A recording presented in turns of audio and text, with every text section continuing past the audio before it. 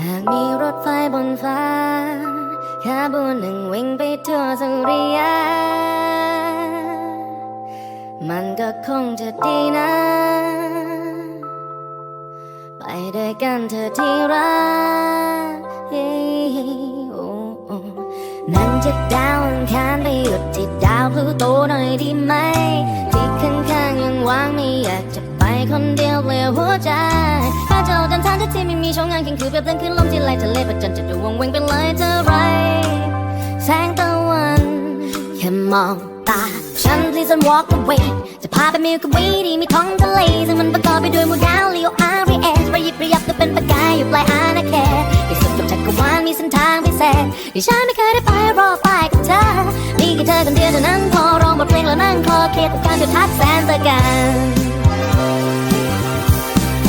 ไปด้วยกันไหมไปเจอวันที่ดูไร้จุดหมายบอกลาความจริงอันโหดร้ายทิ้งความเศร้าที่กอดไว้เนิ่นนานไปจะไปด้วยกันไหมในโบกี้ระดับ first class ถ้าไม่มีเธอไปแล้วใครจะร้องลาลาลาลา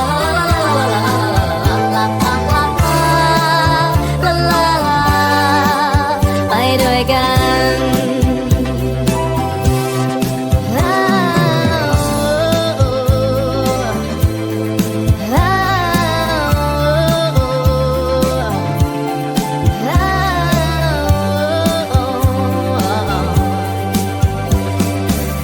ต้องกังวลนาทีนี้วันนี้ดูมานี่เพราะว่ารถไฟของฉันกับเคลื่อนในรักไปเหมือนเฟอร์รารี่ฉันแค่คนเพ้อฝันที่รอจะบอกฝันดีไม่อยากจะชุดรั้งแต่เชื่อ my honey ฉันจะคอยพักดีไม่เหมือนกับพวกนั้นที่มันไม่รักดี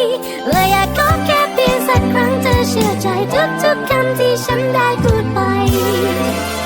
ถ้าหากเธอยังไม่แง่ก็ please don't walk away จะพาไปเมืองกวีที่มีท้องทะเลซึ่งมันประกอบไปด้วยหมู่ดาวลีโออาร์วีเอสประยิบประยับจะเป็นประกายอยู่ปลายอาณาเขตที่สุดของจักรวาลมีเส้นทางพิเศษที่ฉันไม่เคยได้ไปรอไปกับเธอ